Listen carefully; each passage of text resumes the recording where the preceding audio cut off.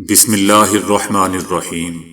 السلام علیکم دوستو، دنیا بھر کی خبروں میں آج آپ سنیں گے، لیکن اس سے پہلے اگر ہو سکے تو لائک اور سبسکرائب کا بٹن ضرور دبا لیں۔ شکریہ۔ پاکستان اور افغانستان کے مذاکرات کا آغاز استنبول ترکی کے مقامی ہوٹل میں ہوا۔ دونوں ملکوں کے وفود مذاکرات کے لیے مقامی ہوٹل پہنچے۔ پاکستانی وفد مشیر قومی سلامتی اور director general D G inter services intelligence یعنی ISI lieutenant general Asim Malik کی سربراہی میں ہوٹل پہنچا۔ یاد رہے دوستو کہ پاکستانی وفد سینئر فوجی انٹیلیجنس اور بیوروکریسی کے نمائندوں پر مشتمل ہے۔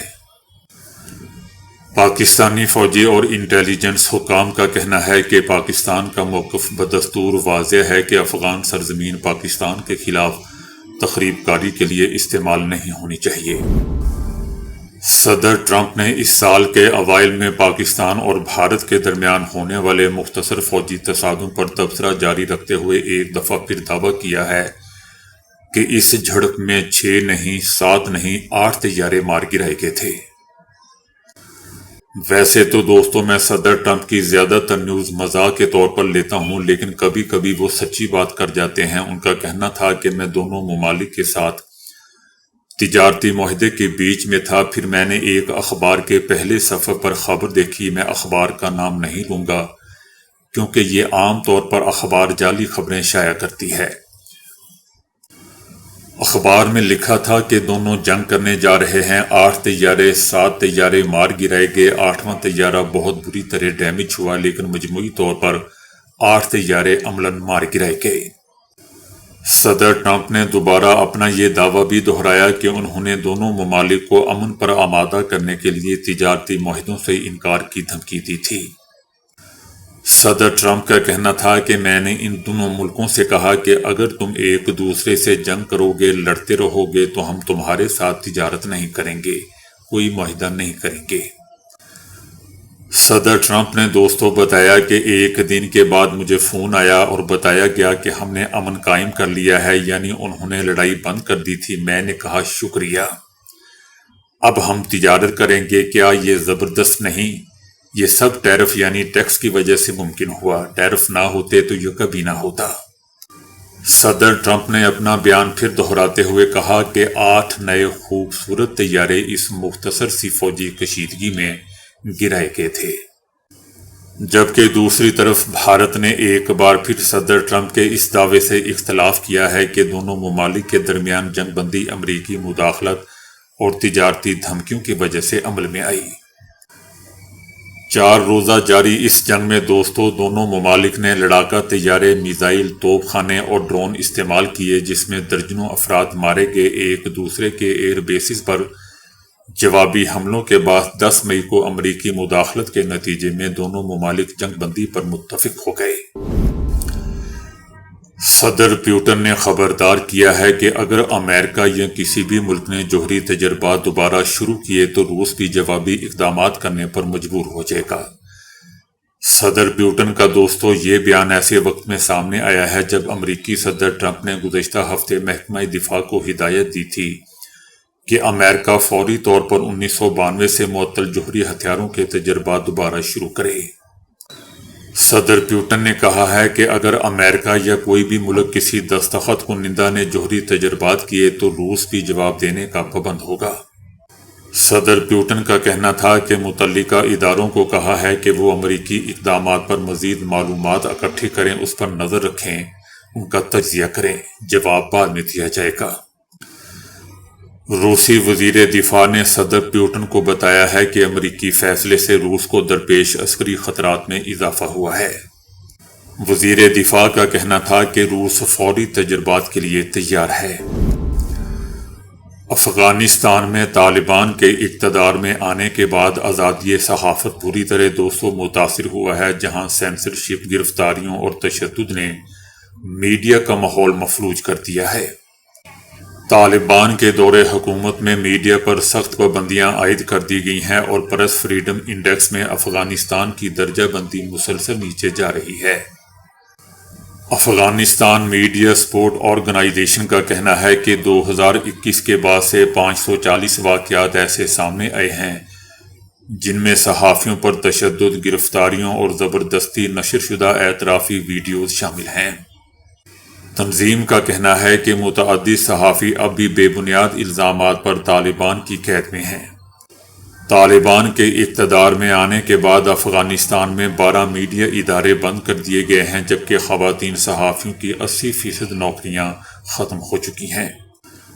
اقوام متحدہ کا بھی کہنا ہے کہ طالبان نے ٹی وی چینلز پر کسی بھی جاندار کی تصویر دکھانے پر پابندی لگا کر میڈیا کو مزید محدود کر دیا ہے۔ افغان صحافیوں کا کہنا ہے کہ ملک میں سچ بولنا اب جرم بن چکا ہے، جبکہ خوف اور دباؤ کی فضا میں خاموشی مجبوری بن چکی ہے۔ عالمی برادری سے مطالبہ کیا جا رہا ہے کہ افغانستان میں آزادی صحافت اور اظہار رائے کے تحفظ کے لیے فوری اور مؤثر اقدامات کیے جائیں۔ ساری دنیا میں دوستو، نیو یارک کے پہلے مسلم اور کم عمر میئر منتخب ہونے پر زہران ممدانی کو ان کے مذہب، قوم اور رنگ اور نسل سے بالا تر ہو کر سراہا جا رہا ہے، لیکن اسرائیل اس موقع پر بھی نفرت انگیزی سے باز نہ آیا۔ اسرائیل نے انہیں حماس کا ہمدرد قرار دیا ہے۔ زہران ممدانی کی کامیابی نیو یارک کی یہودی برادری کے مستقبل کے لیے اسرائیل کا کہنا ہے کہ خطرہ ہے۔ اسرائیل کا کہنا ہے کہ نیو یارک شہر کبھی آزادی کی علامت سمجھا جاتا تھا، لیکن اب ایک ایسے شخص کے ہاتھوں میں ہے جو اسرائیل مخالف موقف رکھتا ہے۔ اسرائیل کا کہنا ہے کہ یہ وہی نیو یارک ہے جہاں 19ویں صدی میں یہودی پناہ گزینوں نے آزادی سے زندگی گزاری، مگر اب اسی شہر کی بنیادیں ہل چکی ہیں۔ اسرائیل کا کہنا ہے کہ نیو یارک کے یہودیوں کو ہم مشورہ دے رہے ہیں کہ حماس کے حامی زہران ممدانی کے میئر بننے پر تمام یہودی نیو یارک چھوڑ کر اسرائیل منتقل ہونے پر سنجیدگی سے غور کریں۔ اسرائیل کا کہنا ہے کہ نیو یارک بھی اسی راستے پر چل نکلا ہے جس پر لندن پہلے ہی چل پڑا ہے۔ یاد رہے دوستو کہ زہران ممدانی فلسطینیوں کے حقوق پر پرزور حامی ہیں اور ماضی میں متعدد بار اسرائیل کی جارحانہ اور تسلط پسندانہ پالیسیوں کو بھی تنقید کا نشانہ بنا چکے ہیں۔ ممدانی نے دوستو انتخابی مہم کے دوران بھی کہا تھا کہ اگر وہ میئر منتخب ہو گئے تو عالمی عدالت کی تعمیل میں اسرائیلی وزیر اعظم نیتن یاہو کو نیو یارک آمد پر گرفتار کر لیں گے۔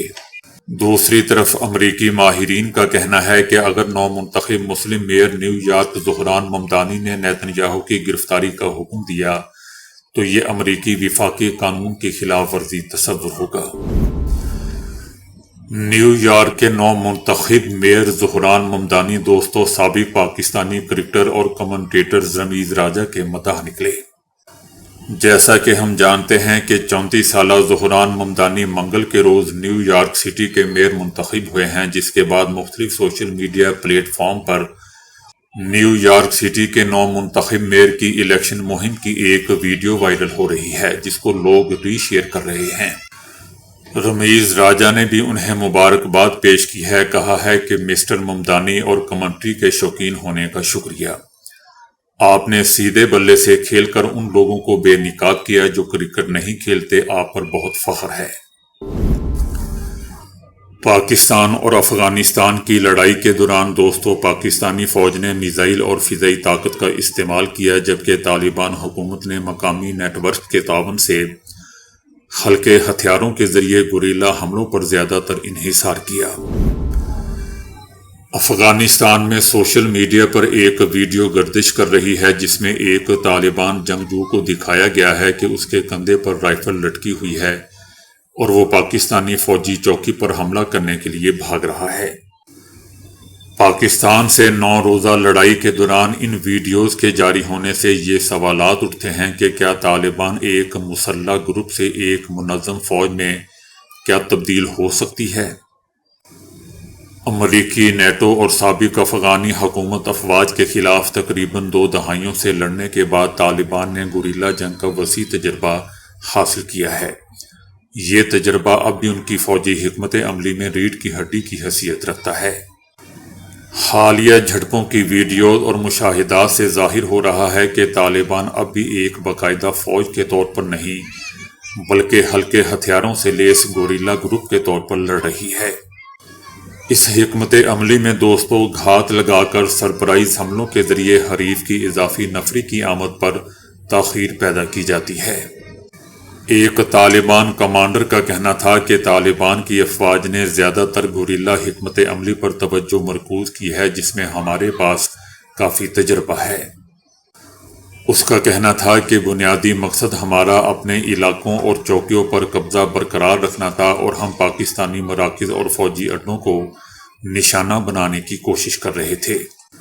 اس کا کہنا تھا کہ مرکز سے احکامات جاری کیے جاتے ہیں لیکن مقامی کمانڈروں کو زمینی حالات اور حالات کی بنیاد پر فیصلے کرنے اور اپنی صلاحیتوں کا مظاہرہ کرنے کا مکمل اختیار دیا جاتا ہے۔ اس طالبان کمانڈر کا کہنا تھا کہ تیز رفتار حملوں کے دوران ہلکے اور کم فاصلے تک مار کرنے والے ہتھیاروں کا استعمال بہت مؤثر ثابت ہوا۔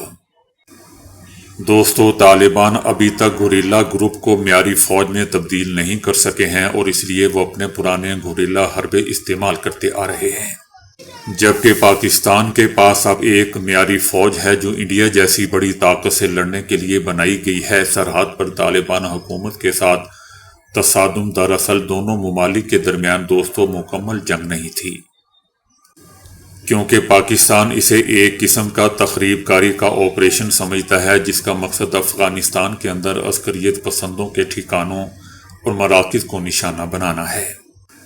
پاکستان کی جانب سے افغانستان اور پاکستان کی سرحد پر بڑی فوجی فورس تعینات نہ کرنے کی ایک وجہ دوستو یہ تھی کہ افغانستان سے خطرہ زیادہ نہیں ہے، اس لیے کہ پاکستان نے وہاں اپنی فوج تعینات کرنے کی ضرورت محسوس ہی نہیں کی، بلکہ وہاں موجود سرحدی افواج پر ہی اکتفا کیا اور جو طاقت انڈیا کے خلاف لڑ سکتی ہے اسے تنازع میں استعمال ہی نہیں کیا۔